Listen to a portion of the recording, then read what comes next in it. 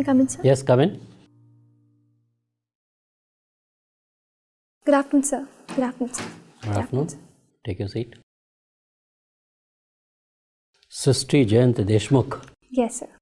Tell us something about you. Sir, my full name is Srishti Jayant Deshmukh and I come from Bhopal.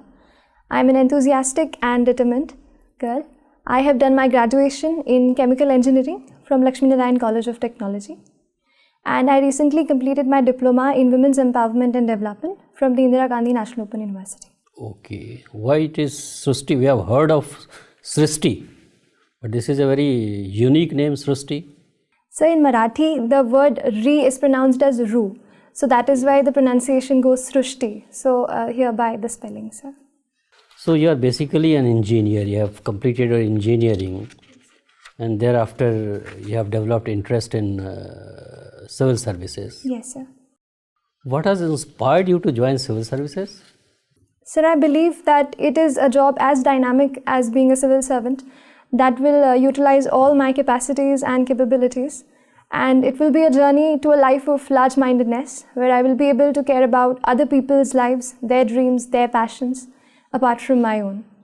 What are the priorities you have thought of, priority areas where you will be really doing a good work once you get selected? So the first area which I am really eyeing is on education.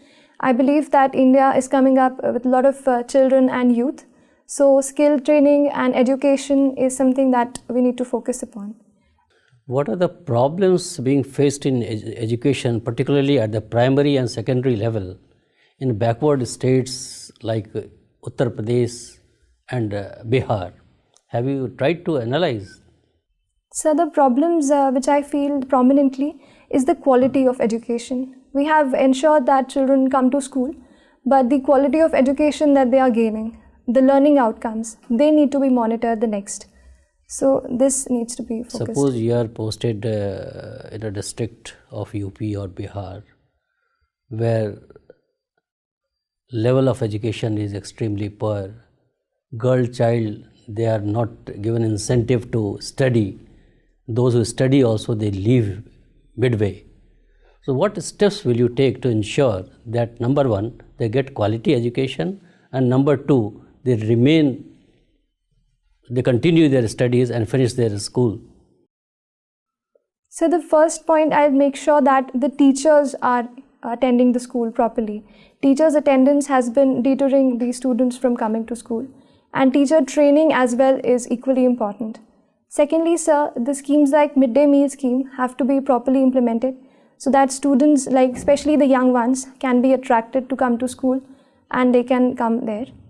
Why teachers don't teach, and why there is such a poor quality of teachers?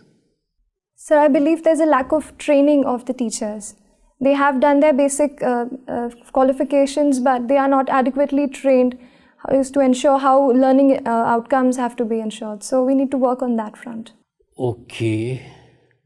When you had to join civil services, why did you do your engineering course?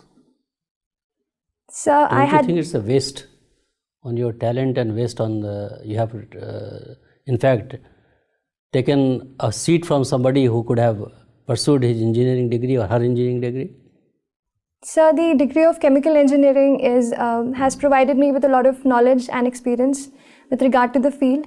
Currently, the issues of environment and industrial safety are prime time in India as well. So I think this knowledge will help me in the civil services as well. You have a passion for civil services from whatever little I have heard from you.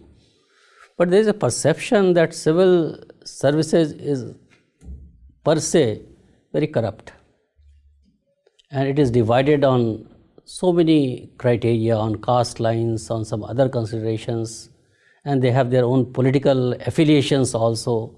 It has not remained a steel frame which it used to be. So what is your take on this? So in a country as large as India and in a system, the bureaucratic system that we have developed for ourselves, there are bound to be challenges. Some, as you mentioned, of corruptness and otherwise irregularities or division on the basis of caste or otherwise. But I believe, sir, this should not deter the young aspirants who are believing to go into the system and try and be as close to being the good civil servant and practicing values. You are, Srishti, you are very young. Don't you think that you are still too young to join civil services? You should gain some experience, try to know the country in a better way before joining the civil services and acquire more knowledge, so to say. Sir, the very fact that UPSC allows us to sit for the exam